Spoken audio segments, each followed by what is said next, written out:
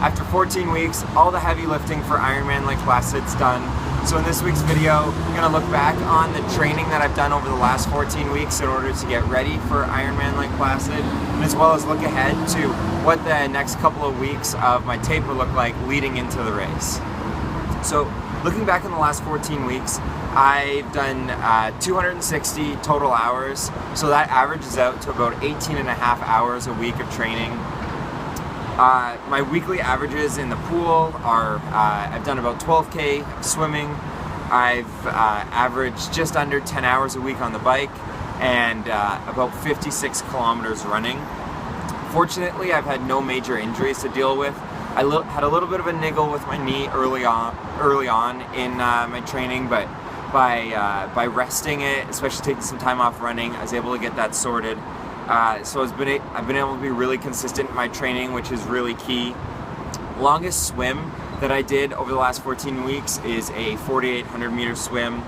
I've done 2 rides of 180K, so both times that's riding the actual Ironman Lake Placid bike course. I have 9 rides of 4 hours or longer. My longest run has only been 25 kilometers.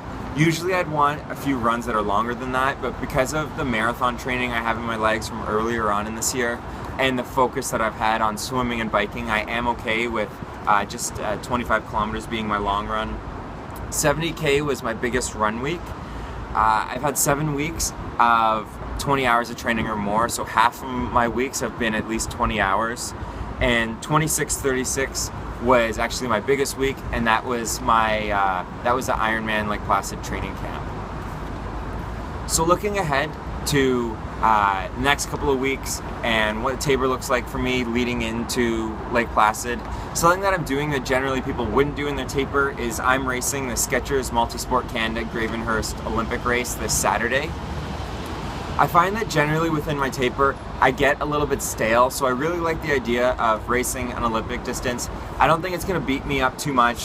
It keeps some intensity in my legs, keeps the speed going, so I'll be able to really push the swim, push on the bike, and then as long as I don't just tear my legs to bits on the run, then I'm confident that I'll be able to recover in time, and I'll really be able to benefit from that race leading into Lake Placid. Besides that, I'm going to try and keep my swimming up this week, so I do want to make sure that I get in between 14 and 16 kilometers in the water this week, just to keep that going. I feel like I've been swimming better lately. In terms of on the bike, just general, and on the run too, just general tapering rules where you still want to make sure you keep some intensity in there, but you're not going to have nearly the duration. So this week I'll look at doing a couple of bike workouts where I might do one where I'm doing some 30-second intervals, and another bike workout where I'd be doing 5 to 6 minute intervals.